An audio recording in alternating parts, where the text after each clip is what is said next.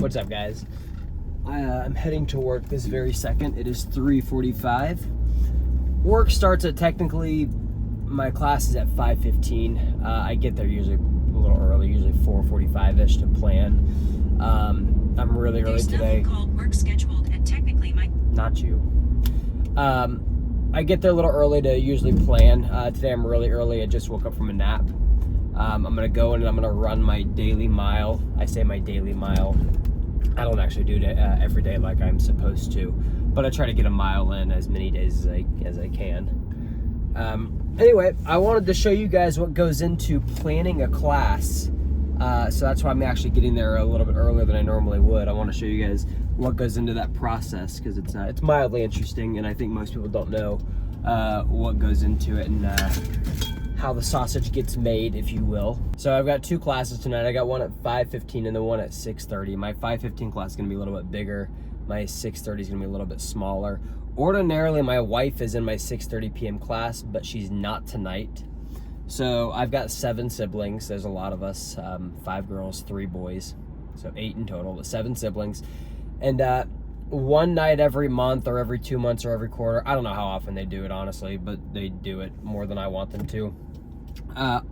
All of my sisters will do what's called a cookbook club. And what they do is basically all my sisters get together and they get together with all of the boys' wives. So all of our spouses, my wife is hanging with my sisters. So all the girls in my family, basically, they get together and they do a cookbook night where whoever's hosting, so it bounces between all the sisters' houses.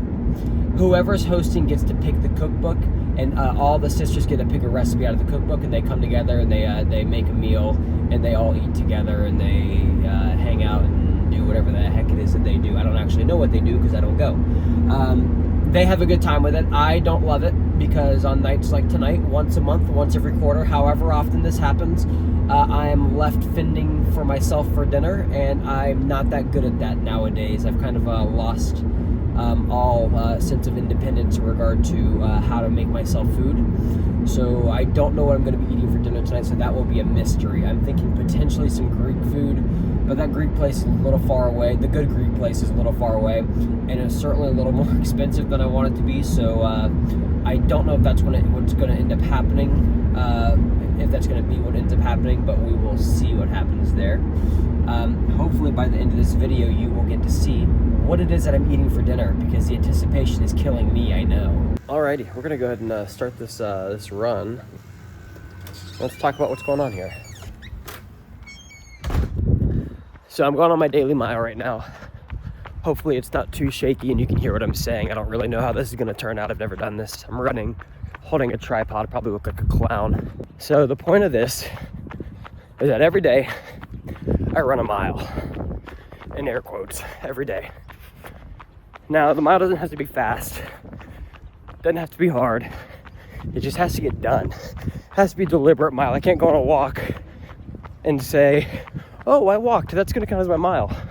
I could say, I'm gonna go on a walk and count this as my mile, but I can't say, I did 10,000 steps today, so there's my mile. It has to be a deliberate mile. Now, the purpose of this is that it doesn't have to be fast, it doesn't have to be a PR, personal record, or anything like that. It just has to get done. Now, the point of it is that as I accumulate more mileage every day that goes by, I get another mile under my belt, eventually my slow pace that I'm doing gets faster and faster naturally over time, till eventually my slow pace that I'm doing right now is faster than my previous fast paces ever were, if that makes sense. Basically, if you do something enough times, it just naturally gets easier and easier. All right, so I actually want to walk you guys through what it is that I'm doing when I prepare for a class here. Now, the first thing you're going to see me doing here is I'm writing down the names of everybody that's in my class today. And this is so I have a good idea of who to plan for. Now, this is why it's important for people to sign up for class. Sometimes people don't sign up for class, and it throws me through a loop when they walk in 2 seconds before class starts and they didn't sign up, because I like to have a plan for everyone. So I'm jotting down all the names. Once I have all the names written down, what I'm going to do next is I'm going to try to figure out who I'm going to partner together. So today we have to share racks because we're squatting. So I want people to be together by approximate height and by approximate weight that they're going to be using on the barbell. So that way they don't have to do too many big weight changes. They're going to be squatting every single minute on the minute. So it needs to be something that can be done efficiently. So that's currently what I'm doing. I'm figuring out who to partner with whom.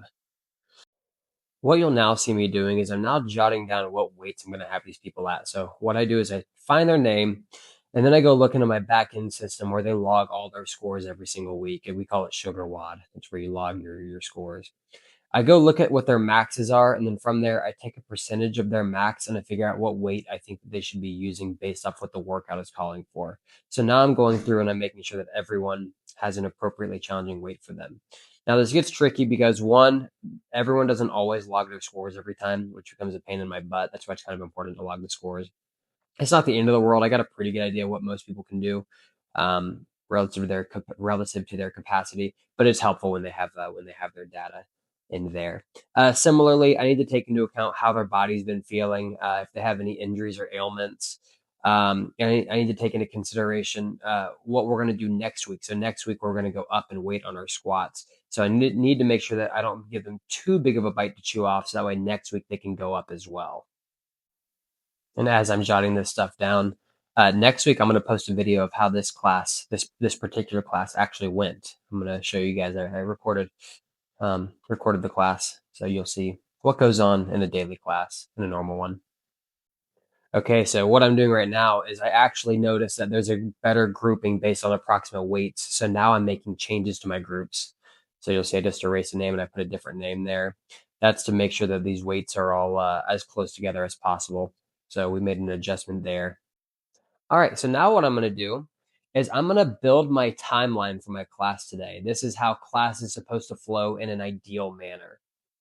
We're going to go in chronological order. So we're going to start with 0 to 4 minutes. And that's going to say WB, which stands for whiteboard. This is going to be how long it takes for me to brief my whiteboard. This is when I talk about the workout, the intended stimulus, and all of that good stuff. It's important that I stick to this timeline because this is how I'm going to ensure that I finish in a timely fashion. So I'm not going way over and I'm not finishing way under either.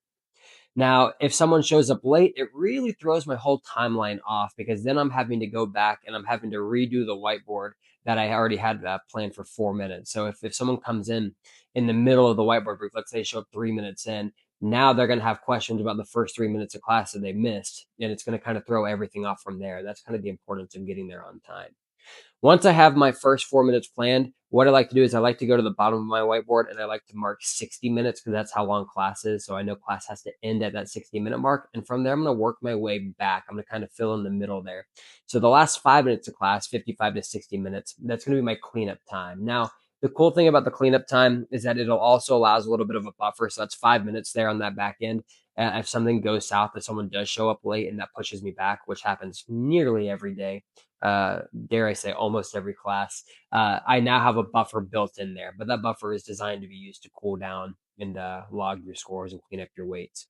So what I'm going to do here is 0 to 4 minutes. I have the whiteboard. If you look at 4 to 14, you'll see WU. If you can't read it, just trust me. It's what it says. That's for my warm up. So I'm going to give us 10 minutes to warm up. Now, the purpose of the warm up is to actually warm up your body, raise your core body temperature, warm up your ranges of motion and things like that. The issue with giving people too long of a warm up is they kind of get lackadaisical in it. So I like to give them a short, brief 10-minute piece to warm up. So that way they're very focused with their warm up. Now, after that, what I'm looking at is 14 to 17 minutes. It says squat demo. That's going to be me demoing the squat and making sure that we're on the same page with what we're getting ourselves into. Now, from here, what I'm going to do is I'm going to hold up my timeline with my boss's. He made one as well. His is on the right. Mine is going to be on the left right here. So it is now 7:30 on the dot, actually, which means I got out of work a couple minutes early. Usually I don't get out until 7:45. Realistically speaking, after cleaning and saying bye to everyone and fist bumping everyone, all that good stuff. Got out of there a little early today. So now it's time to find out where I'm going for dinner. And I'm going to go try this Persian restaurant that I used to go to back in 2019 before the pandemic. And then it got sold back in 2020 to a different Persian restaurant. I assume it's probably the same food. Their website told me that they're closed, but I called them when I was in the bathroom peeing, and somebody answered immediately and I hung up. So that tells me that they are open. Therefore, that's where I'm gonna go try. And if that place is closed, I'm going to go pick up an Indian, as in Indian food, that is. So we will see how this goes. So I'll report back here momentarily. Alrighty, so my Persian restaurant was a flop. It was a bust. The neon sign on the door said that they were open, but the turned off lights and the locked door and the sign on the wall that said closed said otherwise. So I was gonna go get an Indian, but I decided that that's a little bit too out of the way, a little bit too expensive, and I decided to go with the healthier option, and I'm just gonna go get me a pizza. So that's where I'm headed right now, and the pizza being the healthier option was a joke. So we're gonna go do that, and I will pay for that tomorrow. Don't tell my boss I'm getting a pizza. I could lose my job over this. Bye. You guys are not gonna watch me eat this, but the conclusion to my day and the answer to where am I eating for dinner has been Papa John's. And it looks like my cats are already trying to beat me to the punch. So until next time, thanks for watching.